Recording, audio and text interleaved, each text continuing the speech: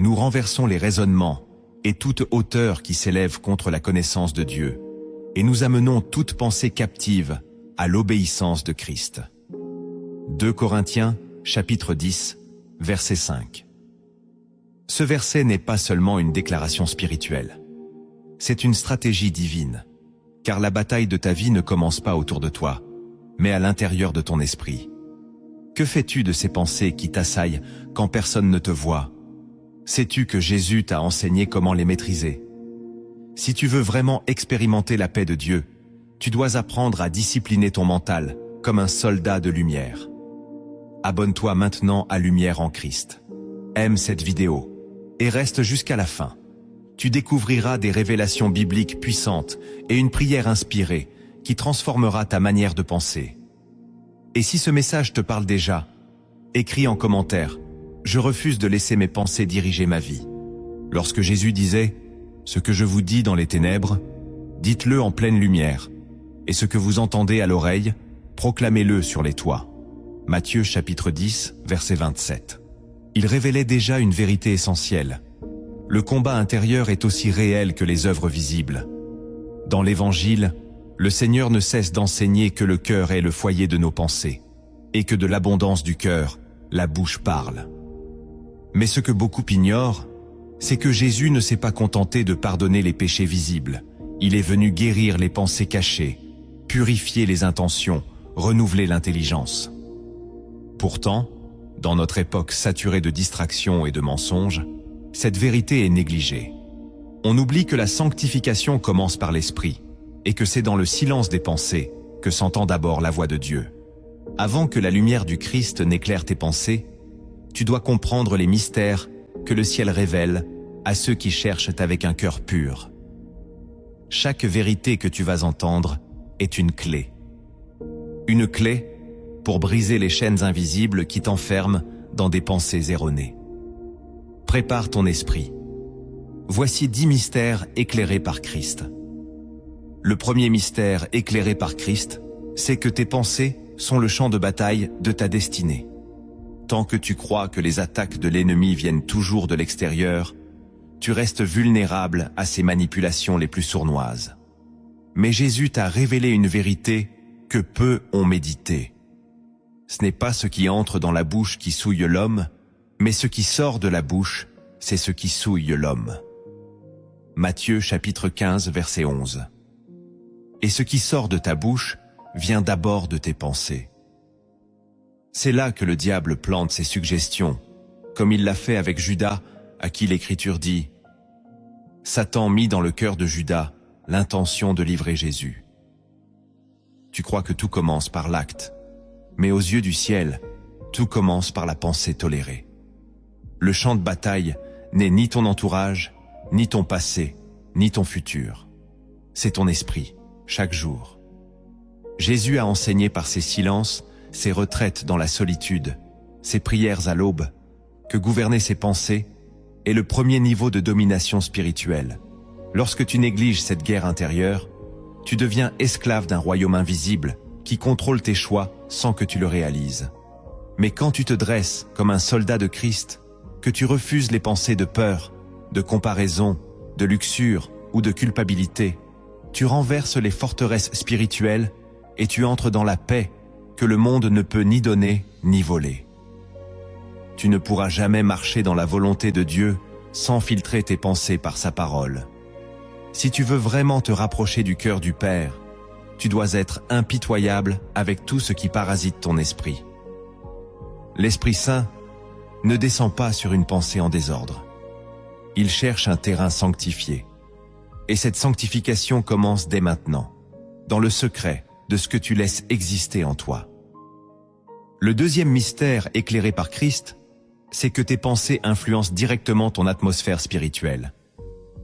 Beaucoup de croyants prient avec ferveur, jeûnent avec sincérité, mais vivent dans une atmosphère d'oppression invisible sans comprendre pourquoi. Jésus a dit « L'œil est la lampe du corps. Si ton œil est en bon état, tout ton corps sera éclairé. » Matthieu, chapitre 6, verset 22. Il ne parlait pas simplement de l'œil physique, mais du regard intérieur que tu portes sur le monde, Ton œil spirituel, ce sont tes pensées. Ce que tu laisses dominer ton esprit détermine la lumière ou les ténèbres qui t'entourent. Quand tu nourris la peur, le doute, l'amertume ou le jugement, tu invites des esprits à s'installer dans ton atmosphère. Et peu importe combien de versets tu proclames, si ton mental reste pollué, tu restes dans la brume. À l'inverse, quand tu cultives la pensée de Christ, une pensée d'amour, de pardon, de paix, de confiance, tu invites le Saint-Esprit à bâtir en toi un sanctuaire. Jésus contrôlait son atmosphère par la qualité de ses pensées. Même face à la trahison, au rejet, à la mort, il restait dans la paix du Père. Pourquoi? Parce qu'il méditait la vérité, et non les circonstances. La prière est puissante, mais elle devient explosive quand elle jaillit d'un esprit aligné avec le ciel. Beaucoup veulent la gloire de Dieu, mais refusent de faire le ménage dans leurs pensées. Pourtant, le royaume de Dieu ne descend pas dans un esprit chaotique. C'est en toi que Dieu veut commencer l'ordre, pour ensuite étendre sa paix autour de toi. Ton atmosphère suit toujours la direction de tes pensées. Si tu veux que ta maison change, que tes relations s'assainissent, que ta vie reflète le royaume, commence par purifier le sanctuaire de ton esprit. Car c'est là que tout commence. Le troisième mystère éclairé par Christ, c'est que ta pensée secrète détermine ta foi réelle. Tu peux chanter des louanges, proclamer des versets, paraître fort spirituellement, mais Dieu ne regarde pas ce que tu déclares. Il scrute la pensée silencieuse que tu nourris quand personne ne t'observe. Car Dieu sonde les reins et les cœurs. Apocalypse chapitre 2, verset 23. C'est dans ton silence intérieur que se révèle la véritable substance de ta foi. Jésus n'a jamais été impressionné par les paroles des pharisiens, car leurs pensées les trahissaient. « Pourquoi avez-vous de mauvaises pensées dans vos cœurs ?» leur dit-il. Matthieu chapitre 9, verset 4. Et cette question demeure encore aujourd'hui pour chacun de nous. Crois-tu vraiment que Dieu est fidèle, ou vis-tu dans l'angoisse masquée? Crois-tu réellement qu'il pourvoit, ou restes-tu obsédé par le manque? Ce que tu médites secrètement est ce que tu crois vraiment. C'est pour cela que Jésus se retirait pour prier, non pas parce qu'il doutait, mais pour réaligner constamment ses pensées avec la volonté du Père. Il nous montrait que la foi n'est pas un cri, mais une construction intérieure. Chaque pensée est une brique. Et ce que tu bâtis en secret, tu l'habites en public. Quand tes pensées s'accordent à la parole, ta foi devient une forteresse imprenable. Mais quand elle s'aligne au raisonnement du monde, tu te fragilises, même si tu continues de prier. La vraie foi commence dans l'invisible. C'est dans ton esprit que tu gagnes ou que tu perds. Et Jésus t'invite aujourd'hui à reconstruire ce sanctuaire intérieur en renversant tout ce qui exalte la peur, la comparaison ou l'impatience. Là seulement, ta foi brillera dans la lumière. Le quatrième mystère éclairé par Christ, c'est que ton esprit ne peut jamais rester neutre. Il n'existe pas de pensée vide. Toute pensée non capturée par Christ devient bientôt capturée par autre chose. Jésus a enseigné que lorsqu'un esprit est nettoyé, mais reste vide, il devient vulnérable à cet esprit pire que le premier. Matthieu chapitre 12, versets 44 à 45. Cela signifie que si tu ne remplis pas ton esprit de la pensée de Dieu, d'autres pensées viendront l'envahir. La neutralité spirituelle est un mensonge. Soit tu médites la vérité, soit tu médites le mensonge. Soit tu construis la foi, soit tu nourris la peur. Soit tu restes connecté à la paix de Christ, soit tu dérives dans l'angoisse du monde. Tu crois peut-être que certaines pensées sont inoffensives, que c'est juste un peu d'inquiétude, un peu de nostalgie, un petit jugement furtif. Mais dans le monde spirituel, chaque pensée est une graine. Et toute graine produit une atmosphère. Si tu ne cultives pas activement la pensée de Dieu, tu récolteras la pensée de l'ennemi. Jésus te montre que l'esprit est comme une maison. Il doit être gardé, rempli, surveillé. Ne laisse pas tes pensées être un couloir ouvert à toutes les influences. Sois un gardien de ton sanctuaire. Par la lecture quotidienne de la parole, la méditation, la louange silencieuse, tu peux t'assurer que ton esprit reste habité par la présence, et non par le tumulte. Le silence intérieur n'est pas l'absence de pensée, c'est la domination de l'esprit sur chaque pensée. Le cinquième mystère éclairé par Christ, c'est que tes pensées façonnent ton image intérieure de Dieu. Il ne suffit pas de dire que tu crois en Dieu. Il faut se demander, en quel Dieu crois-tu dans tes pensées profondes? Celui que tu as entendu à l'église? Ou celui que tu expérimentes en secret? Car ton image de Dieu détermine ta relation avec lui. Si, au fond de toi, tu penses qu'il est distant, exigeant ou déçu de toi, tu n'oseras jamais courir vers lui dans tes faiblesses. Jésus a dit, « Celui qui m'a vu, a vu le Père. » Jean chapitre 14, verset 9. Cela signifie qu'il est venu pour corriger notre perception faussée du Père. Et pourtant, beaucoup de croyants continuent de nourrir des pensées d'accusation, de rejet, de performance religieuse. Ils vivent comme des serviteurs qui craignent la punition, au lieu d'agir comme des fils qui savent qu'ils sont aimés. Tu dois donc observer la manière dont tu penses à Dieu. Est-ce que tu crois qu'il est lent à la colère et riche en bonté? Est-ce que tu crois qu'il veut ton bien, même quand tu tombes? Jésus t'appelle à renouveler ton esprit, pour voir le Père comme il l'a révélé, plein de grâce et de vérité. Écris en commentaire, « Je choisis de voir Dieu comme Jésus me l'a révélé ». Ce choix de pensée est une clé puissante, car ce que tu crois au fond de toi sur Dieu, tu le projetteras sur chaque prière, chaque combat, chaque décision. Et c'est cette image intérieure qui trace ton avenir. Le sixième mystère éclairé par Christ, c'est que l'ennemi utilise tes pensées comme porte d'entrée spirituelle. Quand Satan tente Jésus dans le désert, il ne vient pas avec une armée, ni avec des chaînes visibles. Il vient avec une pensée. Si tu es le Fils de Dieu, Matthieu chapitre 4 verset 3. Voilà la stratégie de l'ennemi, semer le doute, corrompre la perception, introduire une idée en apparence inoffensive, mais empoisonnée à la racine. Il ne peut pas toucher ta destinée sans ton autorisation intérieure. Il attend que tu acceptes la pensée qui te détournera du plan divin. Le diable est plus patient que pressé. Il peut injecter une pensée aujourd'hui et attendre des années qu'elle mûrisse. C'est pourquoi Paul déclare « Nous ne devons pas ignorer ses desseins ». 2 Corinthiens chapitre 2, verset 11. Chaque pensée non filtrée devient une invitation. Une pensée de rejet peut ouvrir la porte à la dépression. Une pensée de comparaison peut ouvrir la jalousie. Une pensée de compromis peut ouvrir la désobéissance. Jésus a repoussé les pensées de Satan avec l'Écriture. Il n'a pas négocié, ni analysé, ni toléré. Il a répondu avec autorité. Il est écrit. Voilà l'arme. Le problème aujourd'hui, c'est que trop de chrétiens dialoguent avec leurs pensées négatives, comme Ève l'a fait avec le serpent. Ils écoutent, ils réfléchissent, ils justifient. Mais chaque pensée est une graine spirituelle. Et si elle ne vient pas de Dieu, elle portera un fruit de mort. Tu dois apprendre à discerner la source d'une pensée. Te rapproche-t-elle du cœur de Christ? Te pousse-t-elle à pardonner, à espérer, à persévérer? Sinon, c'est une ruse déguisée. Sois vigilant, ne laisse plus ton esprit être un marché ouvert. Ferme la porte et remplis ton sanctuaire intérieur de la parole vivante de Dieu. Le septième mystère éclairé par Christ, c'est que la méditation silencieuse est une arme spirituelle oubliée. Dans un monde saturé de bruit, de notifications, de distractions, la méditation est perçue comme un luxe ou une pratique étrangère.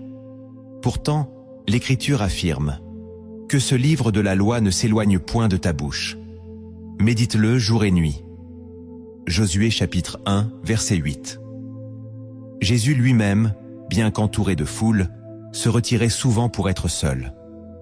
Non seulement pour prier, mais pour aligner son esprit, méditer les paroles du Père, régner intérieurement. Il comprenait que la méditation permet de ruminer la vérité divine jusqu'à ce qu'elle devienne chair. Ce n'est pas une simple lecture ou une récitation mécanique, c'est une digestion spirituelle. C'est dans ce silence profond que l'esprit révèle ce que la chair ne peut comprendre. Beaucoup de croyants prient sans cesse, mais ne laissent jamais Dieu leur parler. Leur esprit est agité, bruyant, dispersés. Le royaume de Dieu ne s'impose pas dans la précipitation, mais dans la paix. Si tu veux que tes pensées soient renouvelées, tu dois créer des espaces de silence sacrés où tu médites non seulement la parole, mais aussi les actes, les promesses, le cœur de Dieu. Dans ces moments, des chaînes invisibles tombent, des blessures sont guéries, des révélations éclatent. Jésus vivait dans cette connexion constante. Ce n'était pas une activité ponctuelle, c'était une atmosphère intérieure. Tu dois donc retrouver cette pratique. Méditer, ce n'est pas fuir le monde, c'est régner sur lui depuis ton sanctuaire intérieur. C'est là que l'on t'enseignera ce que le monde ne peut expliquer. Le 8e mystère éclairé par Christ, c'est que ton langage intérieur façonne ta destinée extérieure.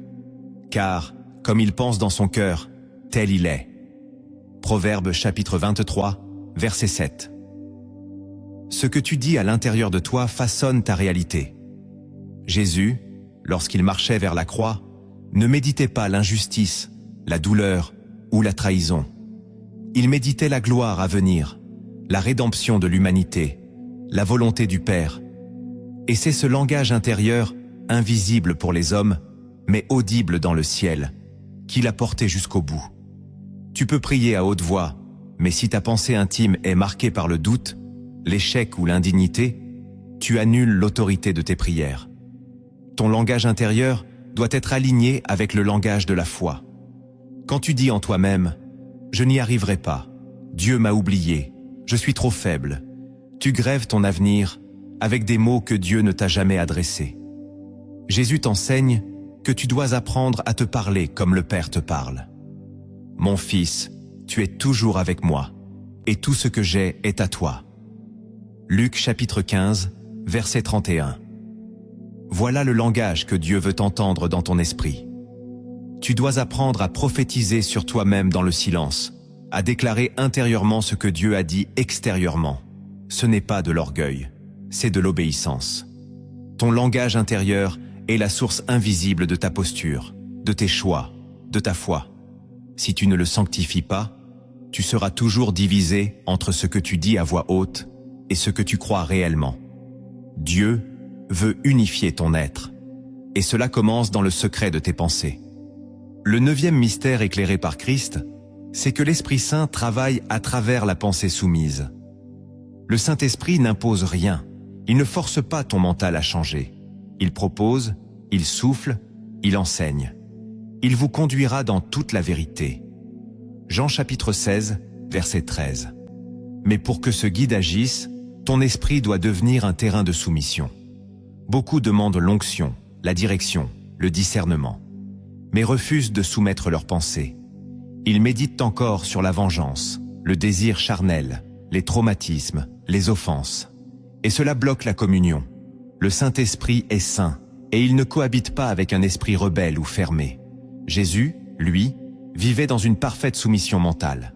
Il disait « Je ne fais rien de moi-même, mais je dis ce que le Père m'a enseigné. » Jean chapitre 8, verset 28. Cette soumission n'était pas une faiblesse, mais une force. Elle permettait à l'esprit de se mouvoir librement en lui. Toi aussi tu peux expérimenter ce niveau de connexion divine, mais il te faudra renoncer à certaines pensées que tu chéris encore.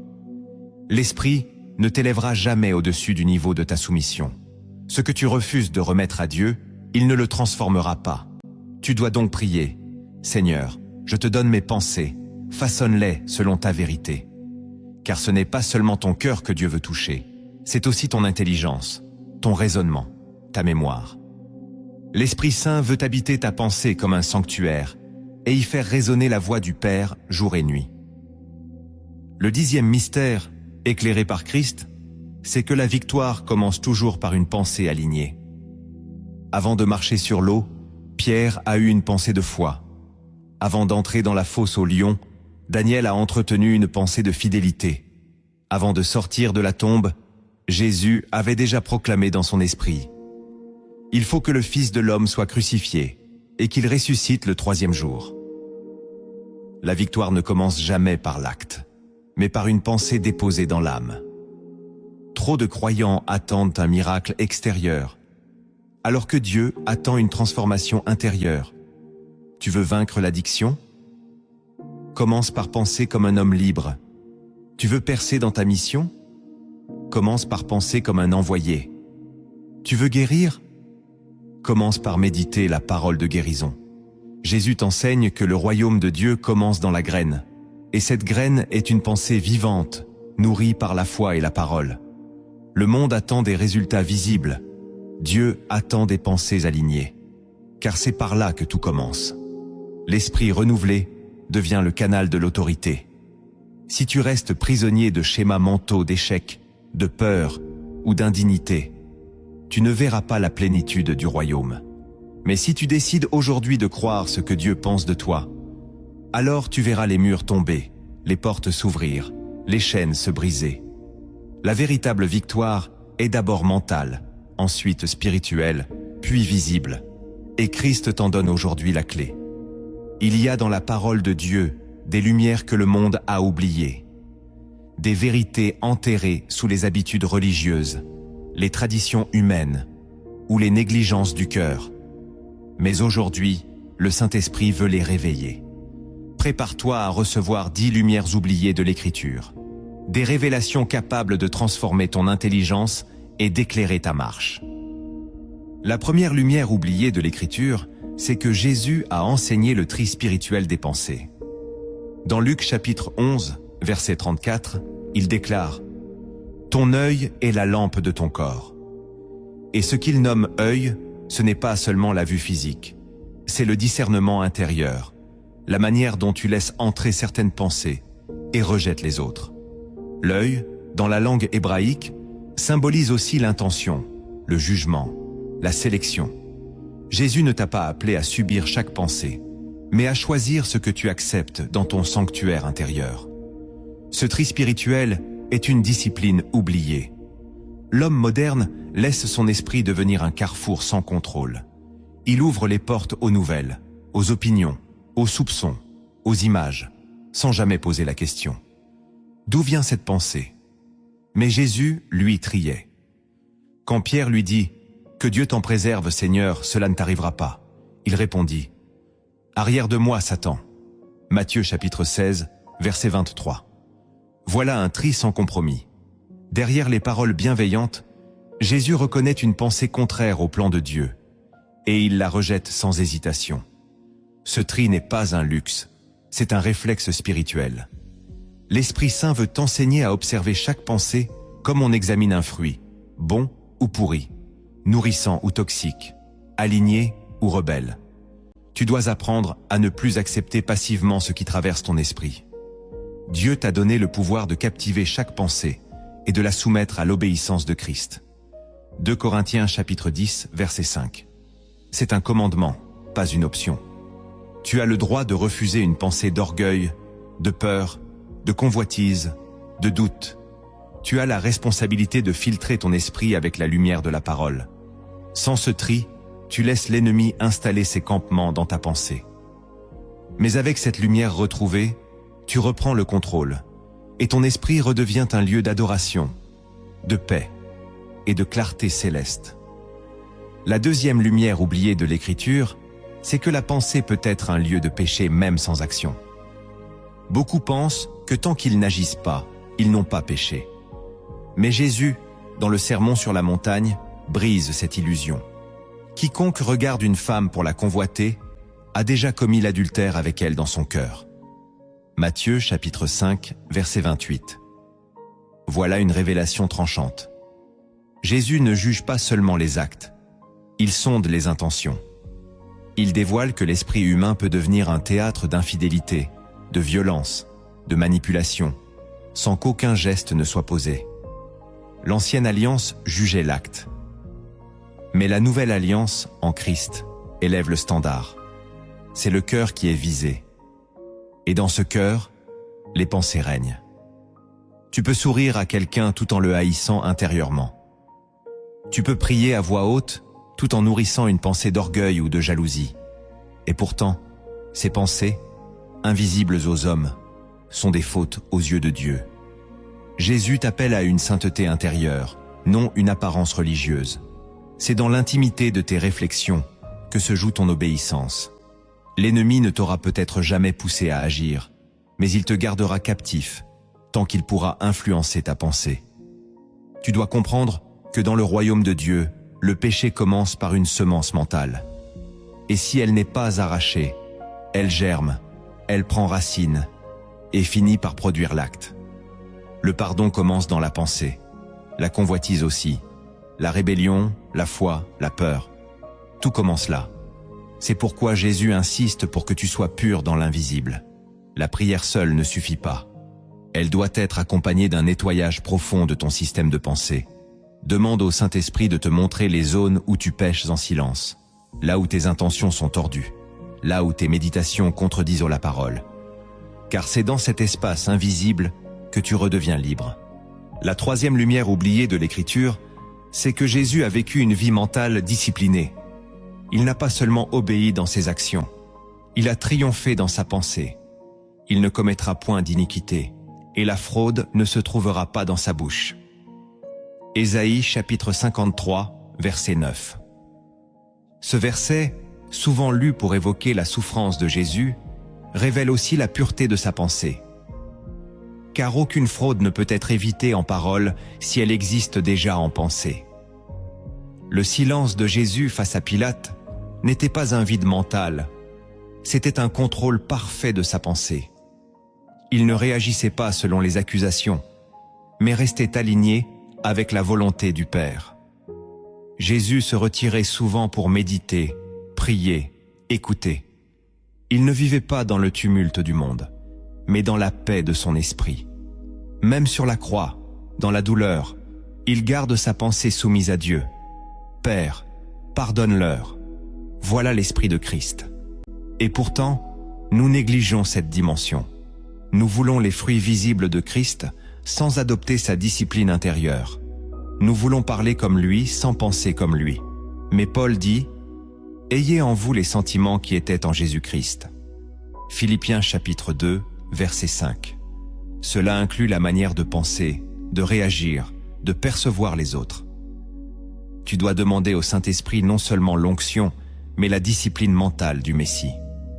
Refuser les pensées de vengeance, rejeter la peur de l'opinion, déraciner les projections humaines. Cette vie mentale disciplinée est ce qui a permis à Jésus de porter la gloire sans se perdre, de subir la haine sans se corrompre, d'endurer la croix sans maudire. Si tu veux marcher comme Christ, commence par penser comme lui. C'est là que la vraie ressemblance commence. La quatrième lumière oubliée de l'Écriture, c'est que l'adoration commence par la pensée. Nous avons réduit l'adoration à des chants, des ambiances, des émotions. Mais Jésus dit à la Samaritaine, « Les vrais adorateurs adoreront le Père en esprit et en vérité. » Jean chapitre 4, verset 23. L'adoration véritable ne commence pas sur la bouche, mais dans l'esprit. C'est une posture mentale, avant d'être une posture vocale. Tu peux chanter de tout ton cœur, mais si tes pensées vagabondent, ton adoration n'est pas complète. Tu peux lever les mains, mais si ton esprit est préoccupé, ton offrande est partielle. Jésus veut que tu entres dans la présence du Père avec un esprit concentré, aligné, rempli de révérence. L'adoration, c'est le choix conscient de diriger toutes ses pensées vers la grandeur de Dieu. C'est une orientation mentale volontaire, et cela demande un effort spirituel.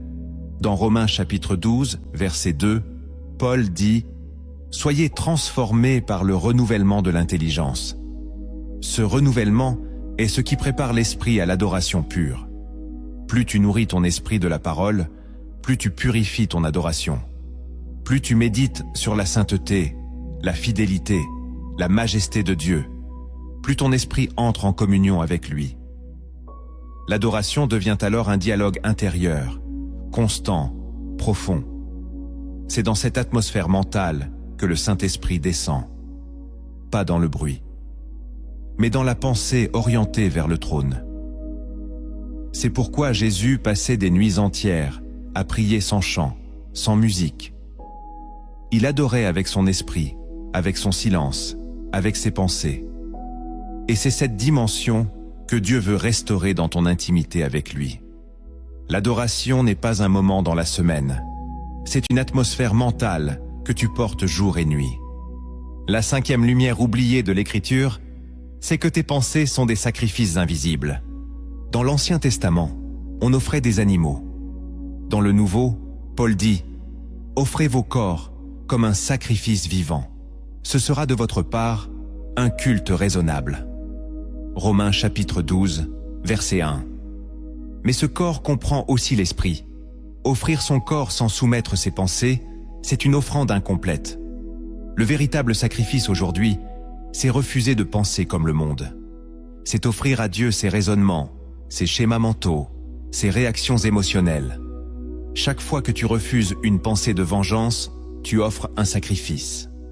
Chaque fois que tu choisis de croire la parole au lieu de tes peurs, tu bâtis un autel dans ton esprit. Et Dieu voit cela. Il considère ces choix invisibles comme des actes d'adoration. Tu n'as pas besoin d'un temple ou d'un micro pour plaire à Dieu. Il suffit d'une pensée pure, choisie pour lui. C'est dans ces combats silencieux que le ciel s'ouvre. Et c'est pour cela que Jésus disait « Quand tu pries, entre dans ta chambre, ferme ta porte. » Ce lieu clos, c'est aussi ton esprit. Ce sanctuaire caché où tu choisis, en secret, de penser selon le royaume. Ton offrande la plus précieuse est là, ce que tu refuses d'alimenter, ce que tu choisis de purifier. Et Dieu, qui voit dans le secret, te récompensera. La sixième lumière oubliée de l'Écriture, c'est que Dieu entend les pensées comme des prières. Dans Ézéchiel chapitre 11, verset 5, le Seigneur déclare « Je connais les pensées qui montent dans votre esprit ». Ce verset bouleverse nos habitudes spirituelles, car il révèle une vérité que beaucoup ignorent. Avant même que tu n'ouvres la bouche, Dieu entend déjà le mouvement intérieur de ton cœur. Jésus, dans les évangiles, répond souvent aux pharisiens sans qu'il n'ait rien dit. Jésus, connaissant leurs pensées, dit Matthieu chapitre 9, verset 4. Cela signifie que ton intimité avec Dieu ne commence pas à l'oral, mais à l'intérieur de toi. Si ton esprit gémit, si ton âme soupire, si tes pensées cherchent Dieu dans le silence, alors tu es déjà en prière. Le ciel n'a pas besoin de décibels pour écouter. Il capte la moindre vibration sincère de ton être. Mais attention, si Dieu entend les pensées saintes, il perçoit aussi les murmures, les jugements, les révoltes silencieuses. Ton esprit est une antenne qui transmet continuellement quelque chose vers le ciel. La question est, qu'est-ce que tu envoies?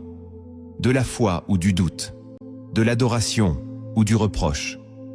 Dieu cherche aujourd'hui ceux dont la pensée est prière, dont le silence est rempli de lui, dont l'esprit médite sa présence.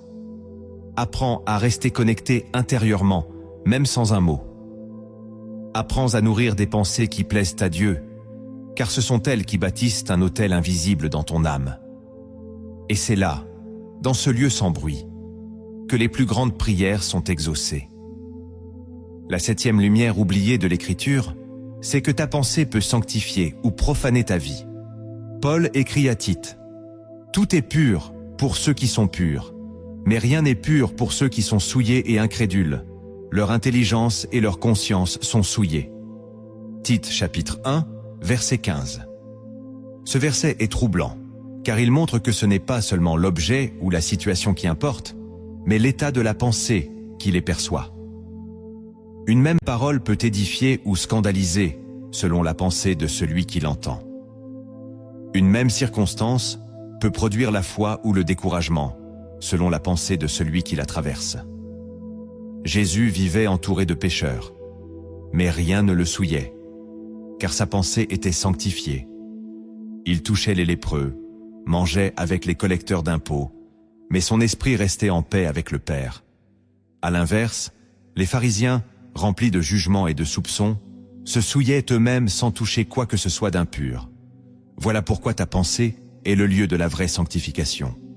Ce n'est pas ton environnement qui te sanctifie, c'est ta manière de le voir à travers le regard de Dieu. Si tu nourris des pensées de pureté, de miséricorde, de gratitude, alors même dans l'épreuve, tu restes saint. Mais si tu laisses grandir en toi la critique, le doute, le rejet, alors même dans les lieux sacrés, tu profanes ta relation avec Dieu.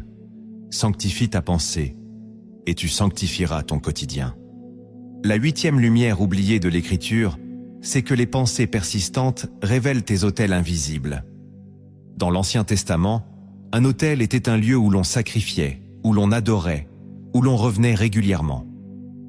Aujourd'hui, ces autels ne sont plus faits de pierre, mais de pensées. Ce à quoi tu reviens sans cesse dans ton esprit devient ton lieu d'adoration. Si tu passes des heures à ressasser une blessure, tu as élevé un autel à l'amertume. Si tu médites sans relâche ton avenir avec angoisse, tu as bâti un autel à la peur.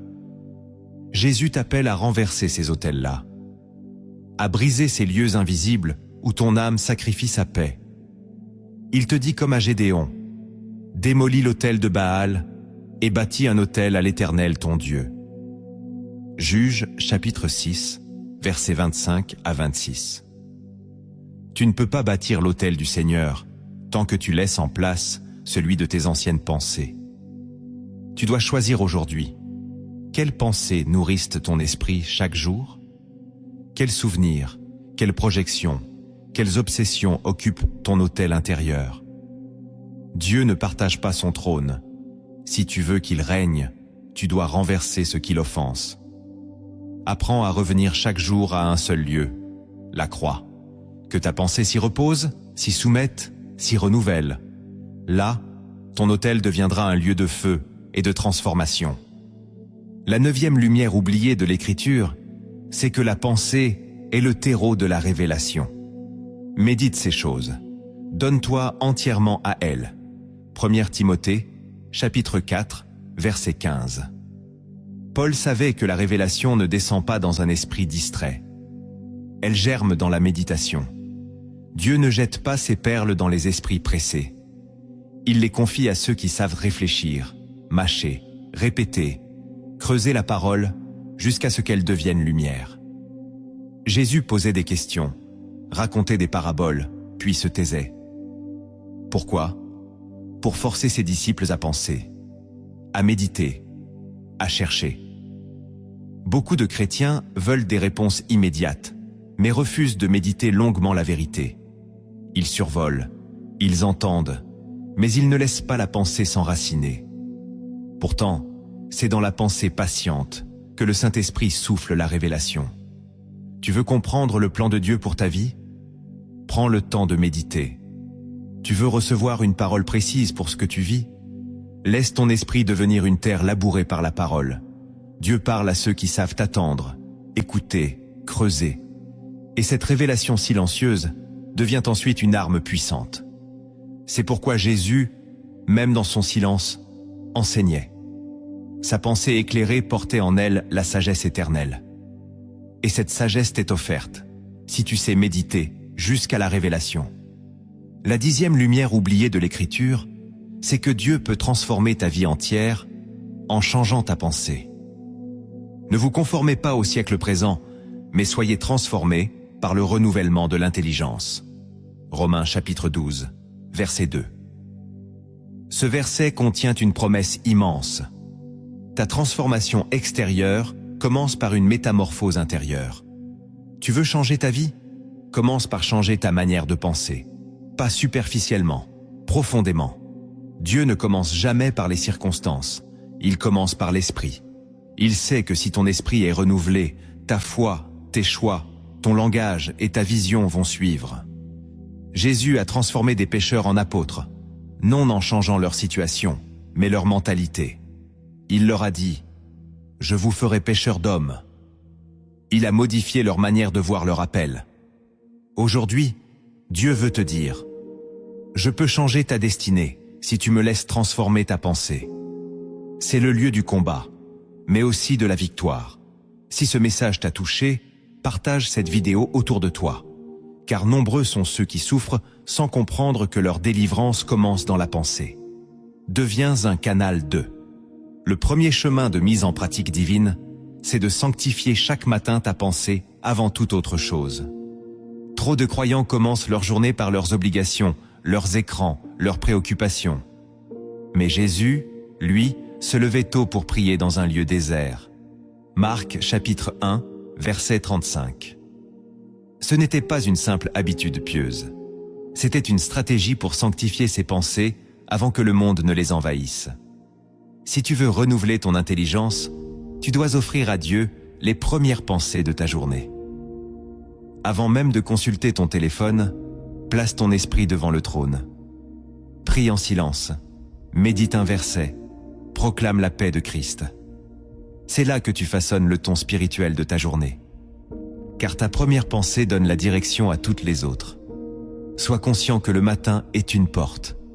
Et selon ce que tu laisses entrer, ta journée entière peut être bénie ou troublée. Le premier geste n'est donc pas une option, c'est une fondation. Dieu attend cette offrande silencieuse, une pensée tournée vers lui dès l'aube. Lorsque tu choisis de l'honorer ainsi, il remplit ton esprit d'une paix que rien ne pourra voler. Même au milieu du tumulte, tu seras stable, enraciné, centré sur la vérité. Ne laisse plus tes premières pensées être données au monde. Ne commence plus dans la distraction. Commence dans l'adoration. C'est le secret de ceux qui marchent dans la clarté de l'esprit. Le deuxième chemin de mise en pratique divine, c'est de capturer toute pensée négative dès sa première apparition. Paul écrit « Nous amenons toute pensée captive à l'obéissance de Christ ». 2 Corinthiens chapitre 10, verset 5. Cela signifie que chaque pensée qui entre doit être jugée, contrôlée et non acceptée passivement. Trop de croyants laissent leurs pensées négatives se développer, grandir, les dominer, jusqu'à devenir des forteresses mentales. Une pensée de peur devient une anxiété chronique. Une pensée de jalousie devient une blessure permanente. Jésus, lui, répondait à chaque pensée par la parole. Lorsqu'il fut tenté au désert, il n'a pas dialogué avec Satan, il a déclaré « Il est écrit ». Voilà ton modèle. Tu dois identifier rapidement la pensée étrangère à la volonté de Dieu et la confronter avec la vérité biblique. Cela demande de la vigilance et de l'entraînement, mais c'est la clé de la liberté intérieure. Ne dis plus « je suis comme ça » ou « je ne peux pas m'en empêcher ». Tu as reçu l'Esprit de Christ et avec lui, tu as le pouvoir de renverser les raisonnements qui t'éloignent de Dieu. Dès que la pensée arrive, comparaison, accusation, regret, tentation, arrête-la, parle-lui, remplace-la, n'attends pas qu'elle s'installe, agis dès la racine. Ce deuxième chemin, s'il est pratiqué avec foi et discipline, devient une forteresse sainte dans ton âme. Le troisième chemin de mise en pratique divine, c'est de méditer un seul verset par jour, mais profondément. Il vaut mieux une vérité digérée qu'un chapitre oublié. Le roi David disait « Je serre ta parole dans mon cœur, afin de ne pas pécher contre toi ». Psaume 119, verset 11. Cela signifie que la parole n'est pas faite pour être survolée, mais absorbée. Jésus connaissait les Écritures dans leurs moindres détails, et il les citait avec précision dans chaque situation. Et pourtant, il ne lisait pas des rouleaux entiers chaque matin. Il méditait, repassait, nourrissait son esprit d'une seule parole jusqu'à ce qu'elle prenne vie. Aujourd'hui, les croyants lisent vite, oublient vite et restent faibles. Dieu ne te demande pas de quantité, il te demande de l'attention. Choisis un verset le matin, écris-le, répète-le, parle-le, chante-le, pense-le. Laisse-le devenir une racine en toi. Lorsque la pensée négative viendra, tu auras une réponse immédiate. Lorsque l'épreuve surgira, ce verset jaillira comme un bouclier. La méditation transforme la parole en arme. Ce troisième chemin te reconnecte au pouvoir de la vérité vivante. Ne cherche plus à consommer plus, cherche à assimiler mieux. Une seule parole révélée peut bouleverser ta journée entière. Le quatrième chemin de mise en pratique divine, c'est de confesser avec foi ce que Dieu dit de toi. Proverbes chapitre 18, verset 21 affirme « La mort et la vie sont au pouvoir de la langue. Mais cette langue ne produit que ce que la pensée nourrit. Si tu penses échec, tu parleras échec. Si tu penses rejet, tu parleras rejet. » Jésus, même face à la croix, confessait la victoire. « Père, entre tes mains, je remets mon esprit. Luc chapitre 23, verset 46. Il ne parlait pas selon la douleur, mais selon la vérité éternelle. Tu dois apprendre à dire sur toi ce que Dieu dit, même quand tout semble contraire. Dis, je suis une nouvelle créature en Christ. Dis, rien ne peut me séparer de l'amour de Dieu. Dis, celui qui est en moi est plus grand que celui qui est dans le monde. Ces confessions ne sont pas des formules magiques. Ce sont des déclarations d'alignement. Plus tu les répètes avec foi, plus elles imprègnent ton esprit et transforment ta réalité. Même si tu ne ressens rien, proclame. Même si tu doutes, proclame. Car ta parole a une puissance invisible qui agit au-delà de tes émotions. Ce quatrième chemin est celui de la restauration de l'image de Dieu en toi.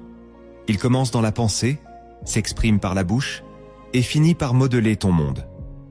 Le cinquième chemin de mise en pratique divine, c'est de garder le silence devant les pensées du mal. Lorsque Jésus est accusé, frappé, humilié, l'Écriture dit « Il ne répondit rien ». Matthieu chapitre 26, verset 63. Ce silence n'est pas de la faiblesse, c'est une stratégie. Il refuse de laisser les provocations extérieures créer du tumulte intérieur. Il protège la paix de son esprit en gardant le silence devant le mal. Toi aussi, tu seras exposé à des pensées de vengeance, de colère, d'injustice. L'ennemi voudra que tu répondes, que tu réagisses, que tu exploses, mais tu peux choisir le silence. Pas un silence vide, mais un silence habité par l'esprit. C'est ce silence qui protège ton mental de l'infection des ténèbres. Lorsque tu refuses de répondre à la provocation, tu conserves ton autorité. Lorsque tu choisis de ne pas nourrir l'offense, tu maintiens l'ordre spirituel. Ce cinquième chemin est un bouclier. Il ne te rend pas passif, il te rend stratégique. Tu n'es pas obligé de répondre à chaque pensée, à chaque attaque, à chaque émotion. Tu as le droit de te taire pour préserver ton feu. Écris en commentaire « Je choisis de protéger mon esprit par le silence inspiré ». Que cette décision devienne ton refuge. Car dans le calme, Dieu agit. Le sixième chemin de mise en pratique divine, c'est de jeûner pour purifier tes pensées, pas seulement ton corps. Le jeûne est souvent perçu comme un acte de privation physique, mais Jésus nous enseigne une autre dimension. Lorsqu'il jeûne 40 jours dans le désert, ce n'est pas pour impressionner Dieu, c'est pour aligner son esprit avec le ciel. Le diable l'attendait à la fin de cette période, non pour lui proposer de la nourriture, mais pour lui suggérer une pensée. Si tu es le Fils de Dieu. Matthieu chapitre 4, verset 3. Voilà pourquoi tu dois comprendre que le jeûne n'est pas un effort corporel, c'est un combat mental. Tu jeûnes pour renverser les raisonnements qui s'opposent à l'obéissance. Tu jeûnes pour assainir ton atmosphère intérieure. Tu jeûnes pour entendre à nouveau la voix pure de l'esprit. Beaucoup de croyants jeûnent sans impact, car ils ne filtrent pas leurs pensées durant cette période. Ils se privent de pain, mais se nourrissent encore d'inquiétude, de jugement, de distraction. C'est pourquoi Dieu dit dans Ésaïe chapitre 58 verset 6 « Voici le jeûne auquel je prends plaisir. Détache les chaînes de la méchanceté. » Ces chaînes ne sont pas physiques. Ce sont des pensées qui asservissent. Si tu veux jeûner selon le cœur de Dieu, entre dans un silence intérieur. Ferme les portes de ton esprit au murmure du monde. Laisse la parole laver tes raisonnements. Et prie pour que tes pensées deviennent un encens agréable devant Dieu. C'est là que le jeûne devient puissant. Ce sixième chemin t'amène à une purification mentale par l'esprit, une réinitialisation divine de ton intelligence. Le septième chemin de mise en pratique divine, c'est de t'examiner chaque soir avec l'esprit pour évaluer tes pensées. Examinez-vous vous-même pour savoir si vous êtes dans la foi. 2 Corinthiens chapitre 13, verset 5. Cette exhortation ne concerne pas seulement nos actes, mais aussi nos pensées.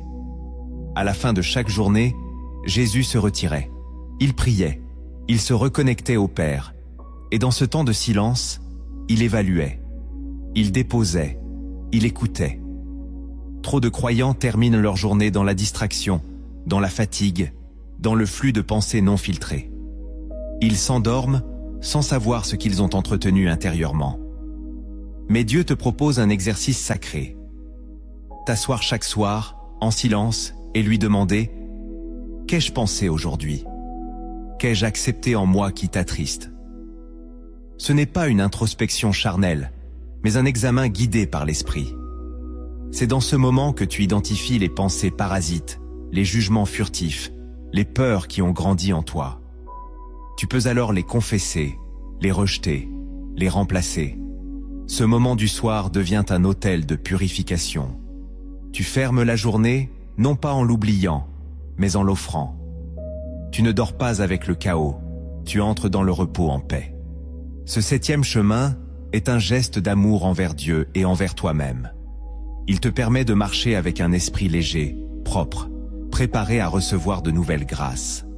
C'est ainsi que l'intimité avec le Saint-Esprit grandit, dans ces rendez-vous silencieux où l'on fait le tri, avec vérité et douceur. Pour illustrer cette transformation intérieure, laisse-moi te raconter une parabole inspirée des cieux. Elle parle d'un homme comme toi, ordinaire en apparence, mais visité par une invitation divine. Ce récit cache une révélation, celle de ce que Dieu est prêt à faire dans une vie quand l'esprit devient un sanctuaire pour sa voix. Il était une fois, dans une ville silencieuse, un homme nommé Eliakim. Il n'avait ni réputation, ni pouvoir, ni beauté particulière. Mais son esprit était un tumulte constant. Chaque jour, il se réveillait avec des pensées de cendre. « Tu n'es rien. Tu n'y arriveras pas. Personne ne te voit. » Ces pensées, il ne les avait jamais choisies, mais elles s'étaient installées avec les années. Il vivait, il travaillait, il priait parfois, mais sans feu.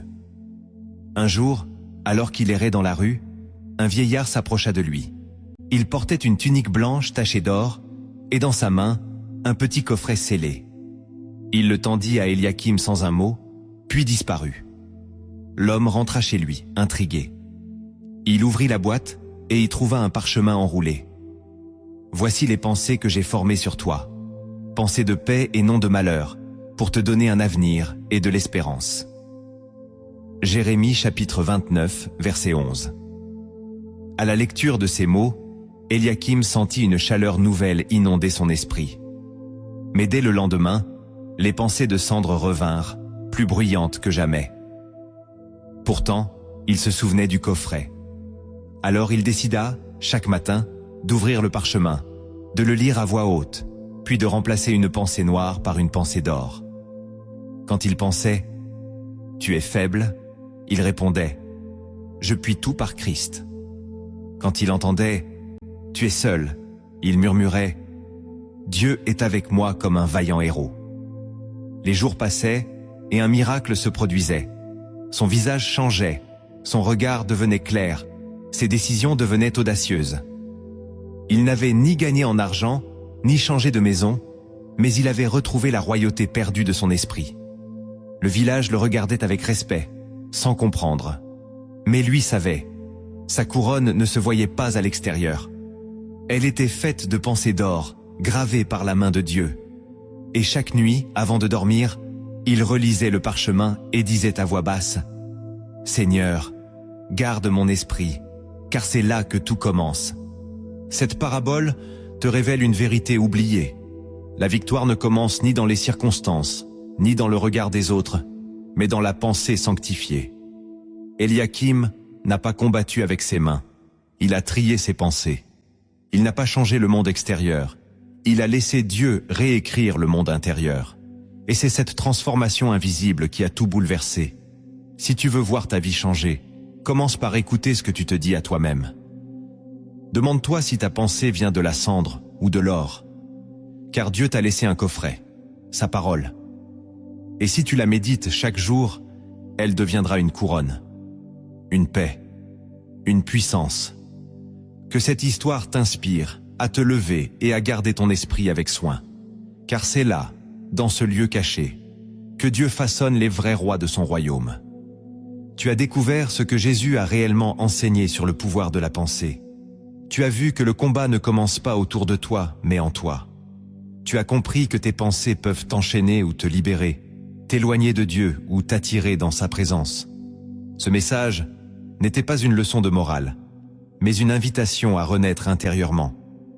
Ce n'est plus le temps de la passivité spirituelle. Dieu t'appelle à bâtir avec lui un esprit sanctifié, stable, aligné. Car c'est dans cette demeure invisible qu'il veut faire reposer sa gloire. Jésus ne cherche pas des croyants agités, mais des esprits transformés. Et cette transformation commence dès maintenant, dans le silence de ton cœur. Prépare-toi à prier, non pas avec tes habitudes, mais avec une soif nouvelle. Car ce que Dieu va déposer dans ton esprit peut guérir toute ta vie. Avant de prononcer cette prière, respire profondément et concentre ton esprit. Ce n'est pas une simple récitation, c'est un acte de communion. Chaque mot que tu vas entendre est une offrande. Chaque pensée que tu abandonnes est un autel. Parle avec foi, écoute avec ton âme et entre dans sa présence. Seigneur éternel, Père de lumière, Dieu des esprits et des profondeurs, je viens devant toi, non avec des discours vides, mais avec un esprit humble, exposé, prêt à être renouvelé. J'amène devant ton trône toutes mes pensées, mes raisonnements, mes réflexes intérieurs, et je te les livre. Car je reconnais que mes pensées ont trop souvent été dominées par la peur, par l'orgueil, par les blessures du passé, par les mensonges que j'ai crus, par les projections que j'ai construites sans toi. Mais aujourd'hui, Seigneur, je te donne cet espace caché, mon esprit, mon champ de bataille, mon autel intérieur. Purifie mes pensées, ô Dieu, lave-les dans ton feu. Qu'aucune pensée ne subsiste si elle ne te glorifie pas. Qu'aucune idée ne demeure si elle ne porte pas ton parfum. Je refuse d'être conduit par mes émotions, mes traumatismes, mes calculs humains. Je veux penser comme ton Fils. Je veux marcher avec la sagesse de Christ, parler avec sa paix, décider avec sa lumière. Saint-Esprit, Esprit du Dieu vivant, viens habiter mon intelligence. Viens dominer mes raisonnements. Viens restaurer les connexions brisées dans ma conscience. Là où la honte avait construit un palais, bâti un trône de grâce. Là où l'amertume parlait plus fort que la foi, fait taire les voix du passé. Là où le rejet avait installé son camp, dresse ta bannière d'amour. Je te confesse, Seigneur, que j'ai laissé entrer trop de pensées étrangères dans mon âme. J'ai médité des blessures plus que ta parole. J'ai nourri des peurs plus que ta promesse. J'ai donné de l'espace au doute, au jugement, à la méfiance. Et ces pensées ont affaibli ma foi, mon intimité, ma paix. Mais aujourd'hui, par ton autorité, je ferme les portes à l'ennemi. Je ferme les fenêtres à la chair. Je m'enracine dans la pensée du royaume. Seigneur Jésus, toi qui ne t'es jamais laissé distraire, toi qui gardais toujours ton esprit tourné vers le Père, apprends-moi cette discipline.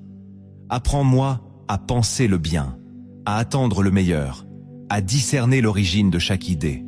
Que mon esprit devienne un sanctuaire, un jardin, une maison d'adoration. Qu'il ne soit plus jamais un couloir pour les ténèbres, mais un temple pour la lumière. Je te livre mes pensées nocturnes, celles qui surgissent quand personne ne regarde. Je te livre mes méditations secrètes, celles que je n'ose même pas prononcer. Tu les connais toutes, tu les as entendues avant moi. Alors aujourd'hui, je ne fuis plus. Je te les apporte, change-les, purifie-les, rends-les saintes. Donne-moi le réflexe de la prière silencieuse, le réflexe de l'écoute intérieure, le réflexe de la parole face aux mensonges. Donne-moi des versets vivants qui brûlent en moi comme des flèches. Donne-moi des silences habités, des pensées guéries, une intelligence renouvelée. Et je te demande, ô Père, de me donner un esprit stable, non plus agité, non plus vulnérable à chaque émotion, chaque commentaire, chaque attaque. Donne-moi une paix qui ne dépend pas de mes circonstances. Une paix enracinée dans la pensée de Christ. Une paix comme un fleuve qui coule malgré les tempêtes. Je te remets aussi mes pensées sur moi-même, celles qui disent que je ne vaux rien, que je suis trop loin, trop sale, trop faible. Je les écrase maintenant sous ta vérité. Je suis une créature nouvelle en Christ. Je suis aimé, je suis racheté. Je suis restauré, je suis appelé, et cette pensée deviendra mon fondement. Seigneur, dans les jours qui viennent, enseigne-moi à méditer, à penser selon ton esprit, à refuser le chaos, à cultiver le silence intérieur. Qu'au lieu de m'inquiéter, je te contemple. Qu'au lieu de ruminer, je te loue. Qu'au lieu de fuir, je t'écoute. Bâtis en moi un sanctuaire invisible, que les gens ne voient pas, mais que toi seul habites. Et que de ce sanctuaire jaillissent des paroles de vie, des décisions alignées, une foi inébranlable, que mes pensées deviennent des prophéties, qu'elles annoncent ta gloire avant qu'elles ne se manifestent. Je ne veux plus vivre avec une pensée divisée. Je veux être un, en toi, entier, cohérent, libéré, rempli, transformé. Merci pour ta fidélité, ta patience, ton amour qui ne juge pas, mais qui restaure. Je te loue, Père, pour chaque pensée capturée, chaque forteresse renversée, chaque mensonge démasqué. Continue ton œuvre en moi. Je t'appartiens. Mon esprit t'appartient. Mon intelligence t'adore. Ma mémoire se souvient de toi. Mon avenir est entre tes mains. Au nom de Jésus-Christ. Amen. Si cette parole a guéri quelque chose en toi aujourd'hui, ne la garde pas pour toi. Partage cette vidéo à un frère, à une sœur, à quelqu'un dont l'esprit est fatigué. Car beaucoup de combats spirituels sont invisibles, mais leurs racines sont dans la pensée. Et si tu veux proclamer cette victoire, écris en commentaire « Je sanctifie mes pensées pour que Dieu y règne ».